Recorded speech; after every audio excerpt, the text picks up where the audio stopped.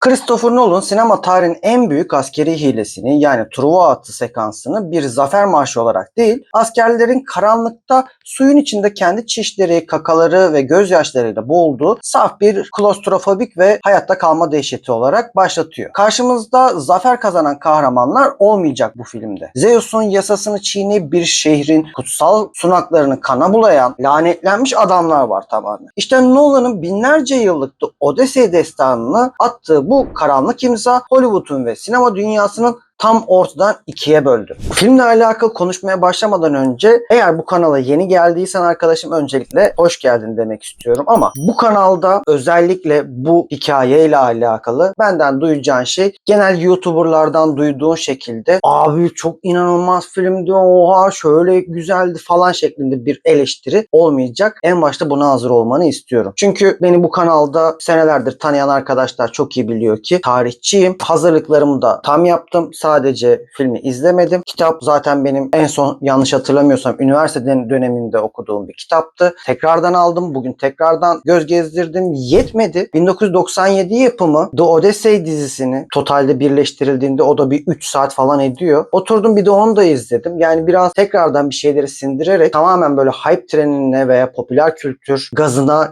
gelmeden filtremden geçirdim ve kameranın karşısına hemen hemen tam 24 saat sonra oturdum. Bunun sebebini de videoyu eğer sonuna kadar izlerseniz anlayacaksınız. Uzun süredir benimle beraber bu kanalda vakit geçiren arkadaşlarsa bence çok çok iyi biliyor. Milletin şu an evet ikiye bölündüğü ama şu an karşımıza böyle öbek öbek bu filmi ve filmden ziyade çekim teknikleri, yapılan masrafları öve öve bitiremeyen kişileri izlemekten bence sıkıldıklarını düşünüyorum. Zira ben biraz YouTube'a vesaireye de böyle bir göz attım. Doğru yerde olduğunuzu bu videoyu izlediğinizde hissedeceğinize inanıyorum. Çünkü gerçekten kanalda uzun süredir yapmaya çalıştığım şey bence tam da bu film ve Christopher Nolan'ın hikaye anlatımıyla alakalı yapacağım eleştirilerle bütünleşecek diye düşünüyorum. Şimdi önce bir işin sosyal medya kısmını muhakkak bir ele almam gerekiyor. Film Twitter'ın delirdiği, Elon Musk'ın hatta Nolan'a sahtekar dediği, internetin kültür savaşları cephesine çevirdiği, yılın en tartışmalı filmini masaya yatıracağız bugün. The Odyssey bir sinefil, bir geek ve oldum olası bu destanların hastası olan birisi olarak salondan çıktığımda benim kafamı tamamen allak bullak etti. Gişede 1 milyar dolara koşacağı kesin bu filmin. Ama zaten baktığımızda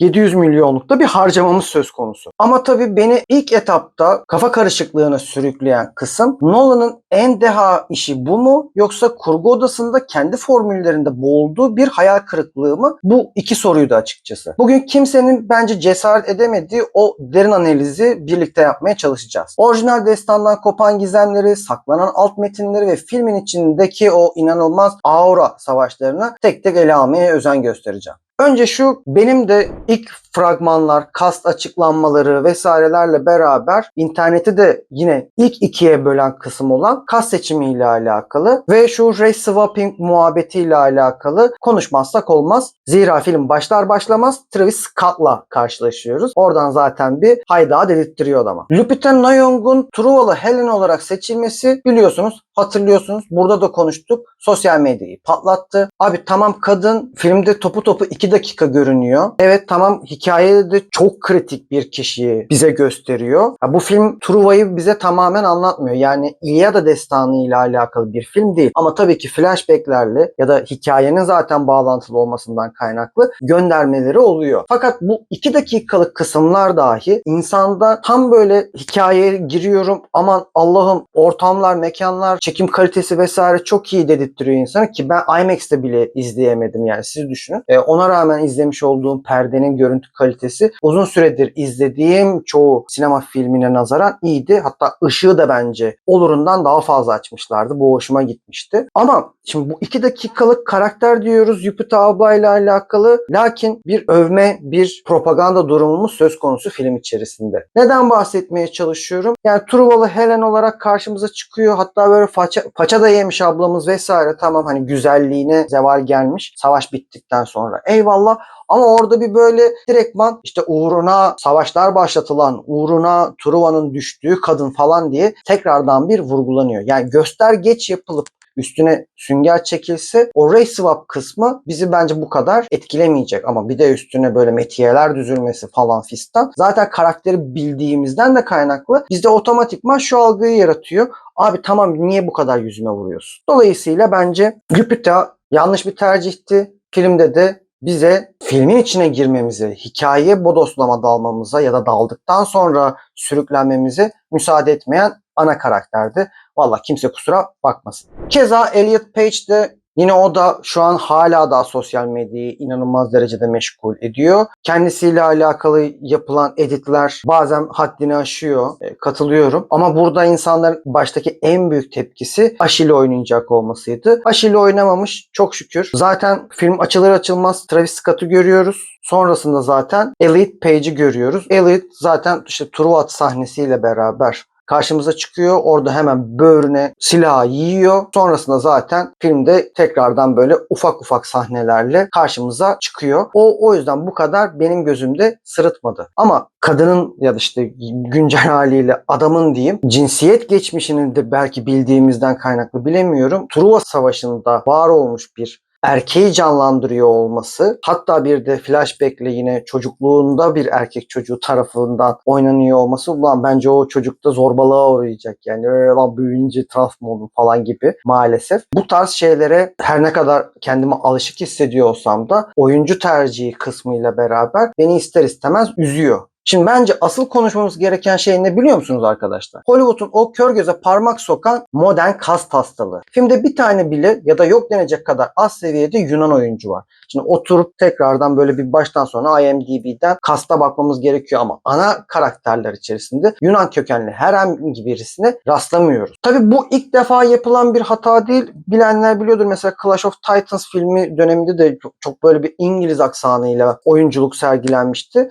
O zaman yine böyle ufak bir kesim tarafından ses çıkarılmıştı. Bu nasıl iş vesaire vesaire diye. Ama bu kadar gün yüzünde değildi. Ama buradaki asıl mevzumuz ne arkadaşlar? Yani bir Yunan mitolojisi, hatta ve hatta yani günümüz hikaye anlatıcılığının, bir yol hikayesinin temel hikayesi olarak geçen Homeros'un bu destanında, ki bilenleriniz vardır, yani böyle parça parça toplanmış ve bir araya getirilmiş bir hikayedir bu. Dolayısıyla günümüz hikaye anlatımına gerçekten önemli seviyede rol model olmuş bir hikaye olmasından kaynaklı, bir mit olmasından kaynaklı.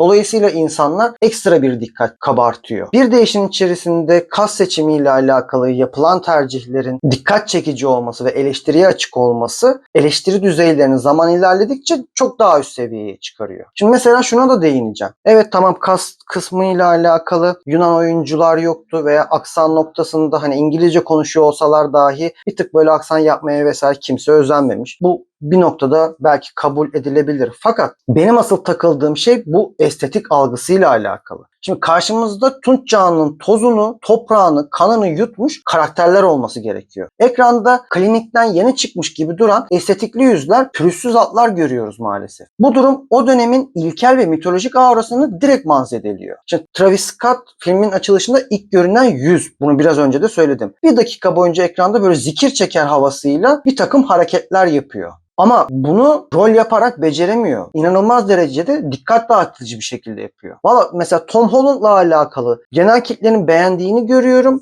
Benim için tam bir fiyasko oldu ki bunu da beklemiyordum açıkçası. Ekrana her çıktığında ben karşımda bir Telemakos değil, sadece antik kıyafetler giydirilmiş mahallenin dost canlısı örümcek adamı görüyorum. Karakterin ağırlığının altında bence ezilmiş durumda. Yine mesela karakterler noktasında Zendaya'ya muhakkak değinmek istiyorum. Şimdi film boyunca neden Athena'ya Zendaya oynuyor lan, ne alaka diye saçımı başımı yoldum. Fragmanlarda da hatta aynı şekilde triggerlanmıştım. Bu abla zaten maalesef oynadığı çoğu filmde aynı surat ifadesini takınıyor. Hatta belki çok tuhafınıza gidecek ama ya bana tamamen buraya yan yana koyacağım. Şuraya ikisini beraber. Abi sen Vizyon.tr'deki Demet Akbağ mısın? O surat ifadesini kurban olayım. Bu mesela benim en çok sinirimi bozan noktalardan biri bu. Dune'da da aynı surat, Spider-Man'de de aynı surat. Yani olmuyor. Anlatabiliyor muyum? Yani bunu bir bence ciddi anlamda eleştirmemiz gerekiyor. Zendaya eğer bu tarz filmlerde, bu tarz hikayelerde önemli isimleri canlandıracaksa, tarihi karakter hikaye anlatımlarından bahsediyorum. Bu noktada bence bir şeyleri toparlaması gerekiyor. Ama şunu da söylemek istiyorum. Filmin sonuna doğru o 3. akttaki büyük ters köşe sayesinde Zendaya'ya karşı olan ön yargım bak bir anda kırıldı mesela. Nolan bize aslında Yunan tanrıçası Athena'yı kanlı canlı göstermiyormuş. Bunu anlıyoruz filmin sonuna doğru. İşte filmin en büyük gizemlerinden biri de çok güzel bir şekilde burada çözülüyor. Şimdi Trova düştüğünde Odysseus ve Agamemnon ordusu kadın çocuk demeden herkesi katlederken Athena sunağının önünde kafası kesilerek öldürülen genç bir Trovalı kızı görüyoruz. O kız Zendaya tarafından oynanılan karakterdi ve Odysseus'un film boyunca gördüğü Athena'da aslında tanrıçanın kendisi değil, kendi vicdan azabının bastırılmış suçluluk duygusunun zihninde yarattığı bir illüzyon. Yani aslında bir hayalet. Nolan sırf bu psikolojik katman için Zendaya'yı seçmiş gibi hissettiriyor filmin sonunda. Şimdi bu açıklama yapıldığında salonda derin bir oh çekiyorum otomatikman. Çünkü kastın arkasındaki o sinefil zekayı bu şekilde hissedebiliyorum. Ama dediğim gibi işte diğer karakterlerle alakalı. Yani bu işte race swapping'den tutun da popüler kültür karakter tercihleriyle alakalı buna benzer geri dönütler size film içerisinde verilmediği takdirde tam siz böyle filme dalıp gidecekken bir şekilde kopmaya başlıyorsunuz. Yani şimdi Zendaya ile alakalı o flashback'i keşke filmin en başına mesela verselerdi. Ondan sonrasında Zendaya çok nadir çıkıyor zaten ki o da aslında bence eleştirmemiz gereken noktalardan birisi olacak bu filmle alakalı. Bir şekilde insanı rahatsız ediyor. Hani sadece dediğim gibi mevzu siyahi, beyaz vesaire değil. Abi sen burada eğer bir Yunan mitolojisi anlatıyorsan tarihi tutarlılığa, dönem tutarlılığına dikkat etmen gerekiyor diye düşünüyorum. Şimdi bak burada diğer eleştirilerin şu kısmını ben bir türlü anlayamıyorum. İşte siyahi komite de kendini bu tarz hikayelerde işte görmek istiyor. İşte onlar da işte küçük siyahi çocuklar da benden de bir karakter var. Abi bunlara gerek yok. Yani şimdi bak siyahi kişilerle alakalı çekilen milyonlarca film var. Popüler kültür hatta Black Panther'inden tutun da başka karakterlerine kadar artık çizgi roman kültürüyle alakalı da sinema dünyasının içindeler. Ya daha artık neyi burada kanıtlamak için veya siz artık işte ikinci sınıf ırk değilsiniz. Biz ırkçılığa son verdik vesaire gibi takılmaya gerek yok. Kendini sevdirmek zorunda değilsin. Ve ben bunu şuna benzetiyorum arkadaşlar. Şimdi bir kesimde şu şekilde eleştiri yapıyor. Yani tamam Yunan mitolojisini anlatıyor ama yani illa Yunan kadronun mu olması gerekiyordu? Tabii ki olmaması gerekiyordu. Fakat ben olayı şuna benzetiyorum. Hani mesela Atatürk filmi ilk çekileceği zaman Atatürk'ü siyahi oynayacak falan demişlerdi. Biz mesela payda ne oluyor falan demiştik otomatikman. Şimdi hani bu mesela doğru bir tercih mi olur?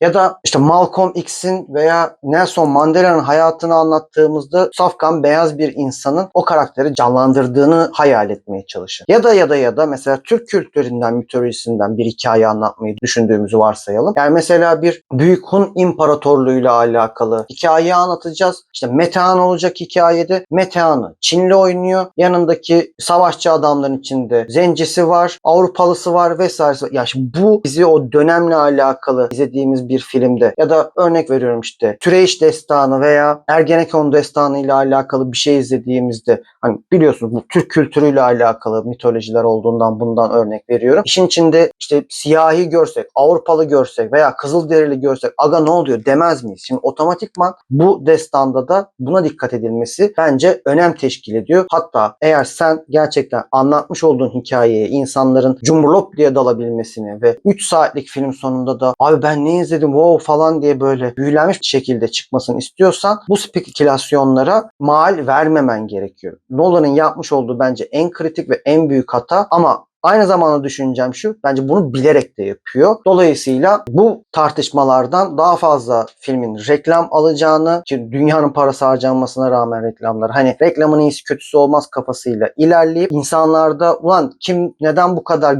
övüyor ya da kim neden bu kadar yeriyor deyip sinema salonlarına çekmek istiyor.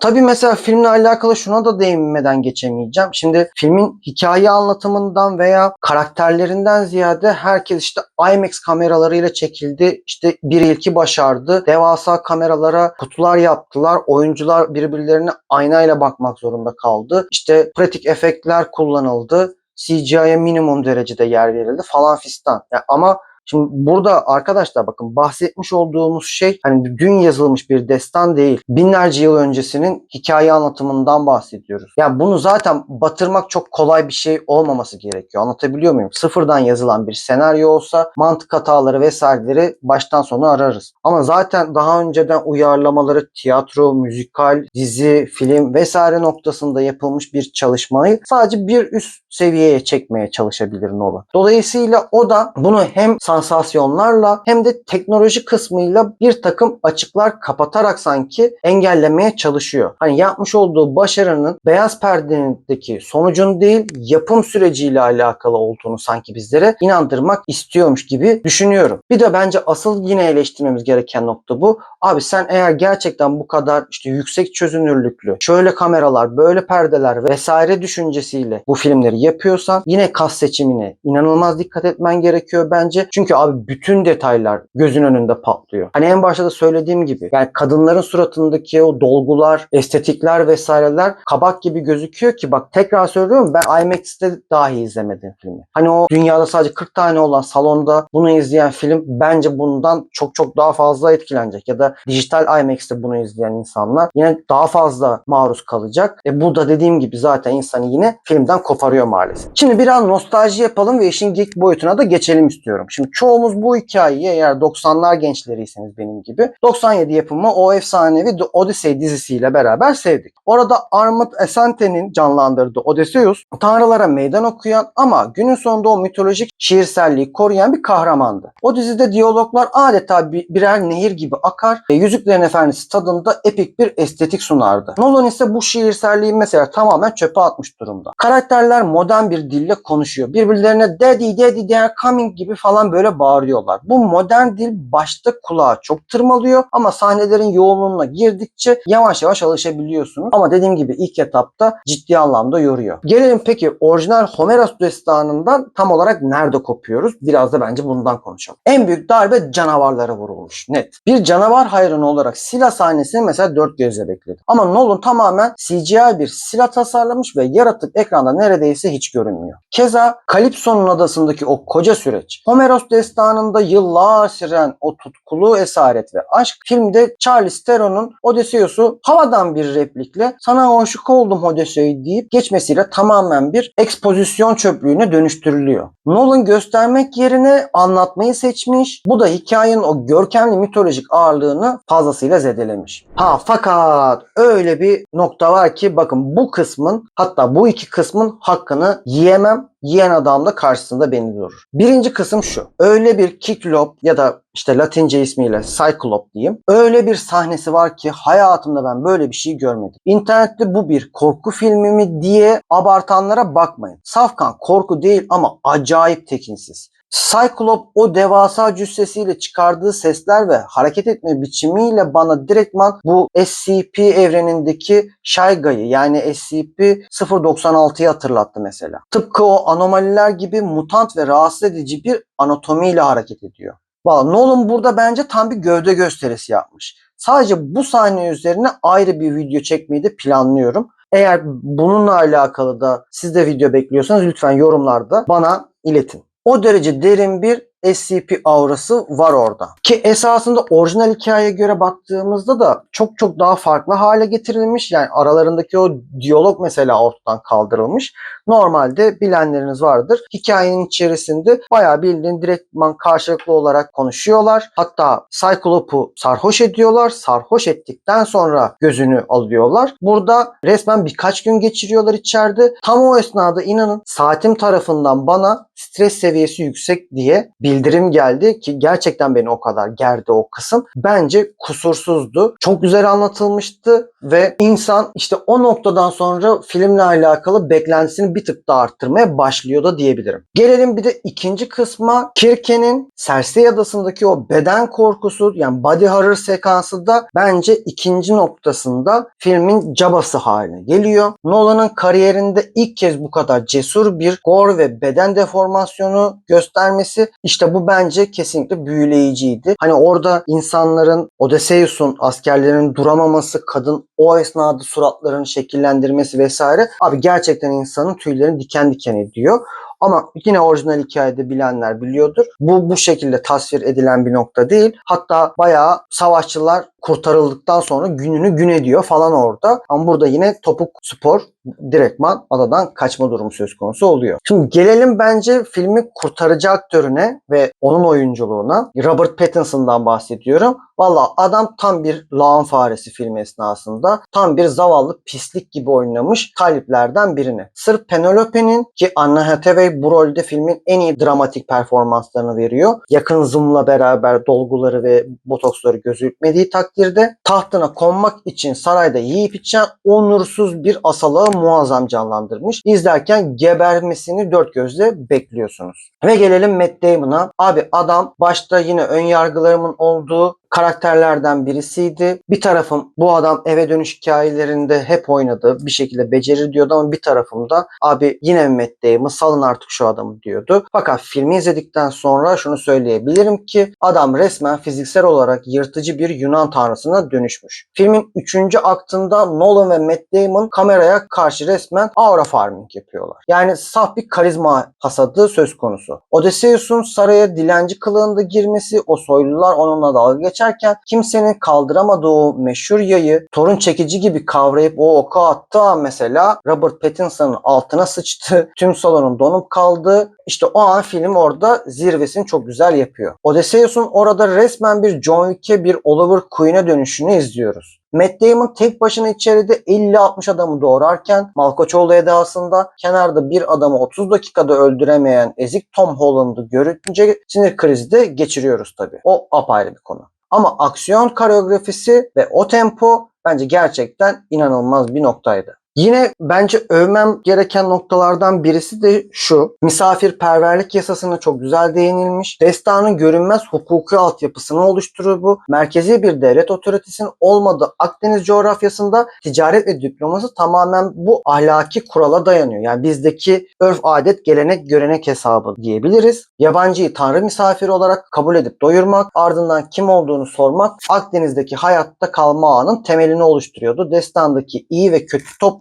tamamen bu yasaya uyup uymamalarıyla ayrılıyordu. Yani işte o Zeus yasası denilen şey burada güzel anlatılmıştı açıkçası. Yine mesela kafası karışanlar olabilir. Hani Agamemnon'u görüyoruz, işte Sparta kralını görüyoruz vesaire. İşte o da kral, o da kral. Yani ne oluyor bunlar gibi. İşte bunlar farklı krallıkların liderleri mi gibi düşüncelere mesela girebiliyoruz ama o kısımla alakalı da yine destanın bize vermiş olduğu altyapı şu şekilde. Oikos, yani ev hane ekonomisi söz konusu. İtaka'da geçen bölümler Tunç Çağı'nın görkemli saray krallıklarının yıkılışından sonra ortaya çıkan gücün toprak sahipliği ve sadık kölelere dayandığı erken dönem Yunan aristokrasisinin, yani oikos yapısını mükemmel bir şekilde tasvir ediyor. Ama yine mesela şunu da muhakkak ele almamız gerekiyor. Hani Nolan burada hikayeyi tamamen bir eve dönüş hikayesi olarak anlatmaya özen göstermiş ve eşine, çocuğuna, halkına inanılmaz sadık bir rol olarak bize vermeye çalışmış. Hani Matt Damon'ın kariyer geçmişiyle alakalı bence bu kararda uygulanmış diye düşünebilirim. Ama bir tarihçi olarak şunu muhakkak söylemem gerekiyor. Odyssey destanı sadece bir yuvaya dönüş, yani bir Nostos hikayesi değil arkadaşlar. Savaşın yıkımından sonra sivil hayata, ev düzenine ve toplumsal barışa dönmenin ne kadar sancılı olduğunu gösterir her şeyden önce. Akdeniz'in karanlık sularında düzen, adalet ve akıl arayan arkaik dönem insanının vahşete, barbarlığa ve hukuksuzluğa karşı kendi medeniyetini, kent devletlerini, polislerini inşa etme sürecinin edebi bir manifestosudur açıkçası. Yine bu noktada eve dönüş yolculuğu kısmında da bu adam eşine ihanet de ediyor. Askerlerine ihanet de ediyor baktığımızda. Şimdi Nolan bunu bu şekilde asla yorumlamamaya özen göstermiş. Hatta ve hatta hepinizi eve sağ salim götüreceğim kafasıyla hikayeyi bayağı bir tekrardan revize etmiş. Aslında şunu gerçekten yadsımamamız gerekiyor. Kitabı eğer okuduysanız, mitolojiye, hikayeye hakimseniz, ya Odysseus aslında çok da seveceğiniz bir baş karakter değil arkadaşlar. Çünkü gerçekten bencil, tanrılara küstahlık yapacak kadar bencil ve kendini beğenmiş adamın, narsist adamın önde geleni. Truva Savaşı'nın ile olayın bağlantılı olmasındaki temel sebep de bu. Yani İlyada destanını içine almasındaki temel sebep de bu filmin. Çünkü Truva atının tasarımını oluşturan kişi de, yani bunun fikir babası olan kişi de Odysseus'tan başkası değil. Ama tabii Odysseus için bu at tasarımı ve Truva'nın düşmesi bu filmde bize anlatıldığı gibi travmalar yaratan onda. İşte tanrılara burada ayıp ettim. Truvalıları işte inancından vurdum. Ya yapılır mı, işte Zeus'un kuralını çiğnedim gibi yorumluyor ama normalde hikayede baktığımızda adam asla oralı değil. Bu tarz savaş sonrası ağır psikolojik yaralar ne zaman daha çok açığa çıkar? Hani böyle her şey bitmiştir. Artık evine de geri dönmüşsündür. Vicdanınla sessiz sedasız bir ortamda baş başa kalmışsındır. Orada artık bununla alakalı iç savaşına başlarsın. Ama Nolan bu 3,5 saatlik süre içerisinde bunu filmin sonuna saklamaktansa direkt adam daha savaş yapılırken, Truva düşerken, hatta işte Athena heykelinin önünde küçük kız katledilirken o vicdan azabını çekmeye başlıyor. Bu savaş mantığına pek uygun bir kafa yapısı değil. Hele o dönemin kafa yapısı için hiç değil arkadaşlar. Yine mesela değinilmeyen noktalar, bu uzun soluklu film içerisinde canımı sıkan noktalardan birisi oldu maalesef. Mesela Ailos ve Laestrygonlar, mesela rüzgar tanrısı Ailos'un verdiği rüzgar tulumunu adamların merakla açması, tam İthaka'nın kıyasına yaklaşmışken tekrar açığa sürüklenmeleri, insan yiyen devler filosunun büyük kısmını yok etmesi, bunlara da çok fazla değinilmemiş. Hatta Ailos kısmı direktman çıkarılmış, yani hani hiç gerek duyulmamış. O da mesela tuhafıma gitti. Şimdi mesela tamam, Hades'e inme kısmına değinmeye çalışmışlar ama orası da bence çok iyi değildi. Hani bir Agamemnon'u gösterdiler orada. İşte benim ettiğimi sen etme kardeş. Direkt şehre bodoslama, ben geldim diye dalma, etrafı bir ölç tart biç demesi. İşte benim karım sevgilisiyle beraber daha ben dönene kadar öldürme planını yapmış, suikastimi hazırlamış. Döner dönmez beni kıtır kıtır kestiler diye uyarması sadece bence güzel bir detaydı. Ama o da bence Odysseus'un zekasına ve cin fikirliliğine bir hakaretti. Bence ona da gerek yoktu. Hani güzel bir detay olmuş ama yani olmasaydı da olurmuş. Sirenlerle alakalı kısımda ise hani çok uzaktan görüyor olmamız, Odysseus'un dinlemek için kendini direğe bağlatması güzeldi. Evet, orijinal hikayede böyle geçiyor. Direktman bir müzik olarak vermemeleri bence yine güzeldi. Hem mutluluğunu, yani huzurlu kısmını hayatındaki sana onu hatırlatıyor, hem de keşke hiç böyle olmasaydı dediğin pişmanlıklarını hatırlatıyor diye o çıkan sesleri en sonunda yorumlaması da güzeldi. Hatta işte denizcilerden birinin dayanamayıp kulağındaki mumu çıkarıp suya atlaması, hani uzaktan bizim işte tam böyle deniz kızı olarak gördüğümüz sirenleri o adam perspektifinde böyle suyun içinde onlara doğru yüzerken güzel kadınlar olarak görüyor olmamız, o illüzyonu mesela çok güzel vurgulayan ince bir detaydı. O da gayet güzeldi. Yine Helos'un sığırları kısmında güzel değinilmişti ama bunların hepsinde arkadaşlar işin içinde Zeus'un olmaması, Poseidon'un olmaması, yan demigodların işin içinde fazlasıyla yer almaması da bence biraz kolaya kaçılmışlık gibi hissedildi. Hani tamam, filme çok para verdin, teknolojiye çok para verdin, diyar diyar gezdin, bir sürü yerde filmi çektin ama ya elinde madem bu kadar imkan vardı, 3 küsür saatlikte bir film yapabiliyorsun madem arkadaşım, bu detayları keşke gözden de kaçırmasaydın. Çünkü Odyssey destanını en çok ön plana çıkaran, anlatım noktasını güçlü kılan noktalar bu işin mitolojik canavarlar, tanrılar ve yarı tanrılarla olan geçen kısımları. Hani her gittiği yerde yaşamış olduğu olaylar silsilesi, musibetler silsilesi sonucunda eve dönmesi bizim için kritik olan kısım olduğundan kaynaklı orada ne kadar fazla diyar, ne kadar fazla musibet görürsek hikaye bizim için o kadar doyurucu olurdu. Neyse, şöyle bir toparlayacak olursak valla yani bayağı bir konuştum. Bayağı bir iç dökümü de yaptığımı düşünüyorum. Kanter içinde de kaldım. Şunu da söylemek istiyorum sona doğru yaklaşırken. Yine de filmin finalindeki o felsefi alt metin güçlüydü. Hani anlatım tekniği tarzı olarak farklıydı ama orijinal hikayenin ne demek istediğini bence Nolan bir şekilde anlamıştı. Sadece yorum olarak çok yorum katmıştı. Odysseus'un son sözü hani her şeyi özetliyor zaten. Hatalarımız unutulacak. Geriye sadece efsanemiz kalacak. Truva'da Agamemnon'un kibri için Zeus'un yasasını çiğnediler ve bedelini mürettebatlarıyla ödediler. Günün sonuna gelindiğinde de valla Sparta kralı haricinde kimse Truva Savaşı sonrasında hayatına eskisi gibi kaldığı gibi devam edemedi. Efendim, toparlamak gerekirse The Odyssey kesinlikle kötü bir film değil. Nolan zaten çok kötü bir film yapmaz. Ama kurgu odasındaki aceleciliği yüzünden başyapıt olma şansını bence direktman kaçırıyor. Nolan filmografisinin tam ortasında duran, kesinlikle